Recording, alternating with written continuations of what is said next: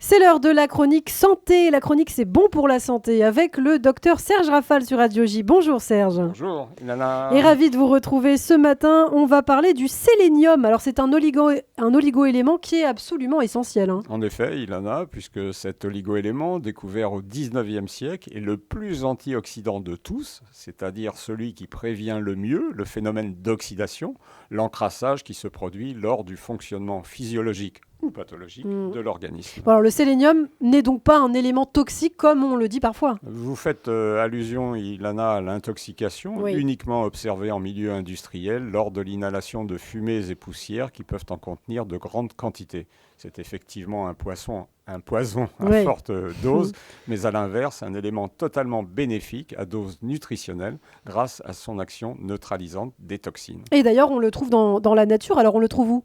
Les terres volcaniques n'en contiennent pas beaucoup, les terres argileuses au contraire en sont très riches. Les sols en France sont plutôt pauvres en sélénium, ce qui se répercute par un risque de carence ou plutôt de subcarence. On le trouve en effet dans les plantes et les végétaux absorbés par les animaux qui s'en nourrissent. Il est surtout présent dans l'œuf, le poisson, la viande. Les abats de volaille, les céréales, le hareng mariné, la morue, le thon en contiennent des quantités appréciables, mais l'aliment le plus concentré en sélénium est la noix du Brésil, un seul fruit en contenant 15 microgrammes. N'en abusons donc pas en voulant trop bien faire. Le mieux, vous le savez, est souvent l'ennemi du bien. Alors, quelles sont les fonctions du sélénium dans l'organisme et ses principales indications médicales ? Ces fonctions, Ilana, sont essentielles. Elles ont été mises en évidence par des chercheurs chinois qui ont réussi, en supplémentant leur population, à prévenir une maladie cardiaque qui sévissait dans une région dont les sols en étaient particulièrement dépourvus. Le sélénium a d'autres actions, il participe, protège et stimule le système immunitaire, ce qui est particulièrement utile en ce moment.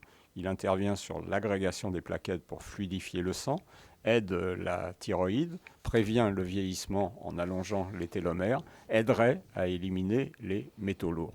Enfin, il protégerait de certains cancers, mais cette allégation est interdite d'annonce et d'affichage depuis 2012 par les autorités de santé européennes. Son indication médicale principale est la prévention des nombreuses maladies et pathologies où intervient un stress oxydatif, l'allergie, l'arthrite, le diabète, la fibromyalgie, les maladies neurodégénératives, le sport intensif, le tabagisme. Il existe des contre-indications quand même à son utilisation ? Oui, le sélénium s'oppose à la production de radicaux libres qui aident l'organisme à se défendre. Or, certains médicaments, les antibiotiques, les anti-inflammatoires, la chimiothérapie, agissent par ce phénomène radicalaire auquel s'opposent les antioxydants, dont le sélénium. Il ne faut donc pas les associer. Cette contre-indication est impérative.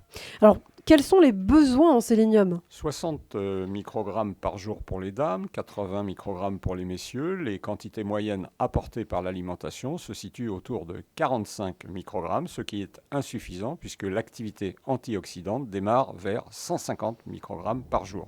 Sa carence pourrait entraîner fatigue, déprime ou dépression, susceptibilité aux infections, insuffisance thyroïdienne.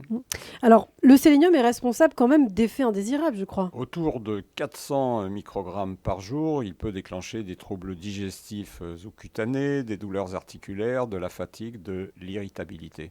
Attention à la sélénose pour des apports supérieurs à 1000 microgrammes par jour, ce qui est exceptionnel, voire impossible en supplémentation orale. Alors, en conclusion, Serge ? Cet oligo-élément est intéressant en cure discontinue de 2-3 semaines dans les moments difficiles, ce qui peut être le cas actuellement pour beaucoup de nos auditeurs.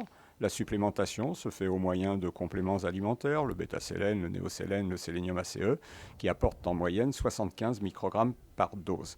Et comme souvent en médecine, bien respecter la règle des 5 B, valable même pour les compléments alimentaires, le bon produit dans la bonne indication, à la bonne dose, au bon moment, pour le bon malade, en faisant attention aux doublons.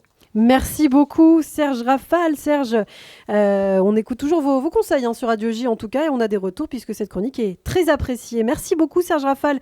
On vous retrouve très bientôt sur Radio J.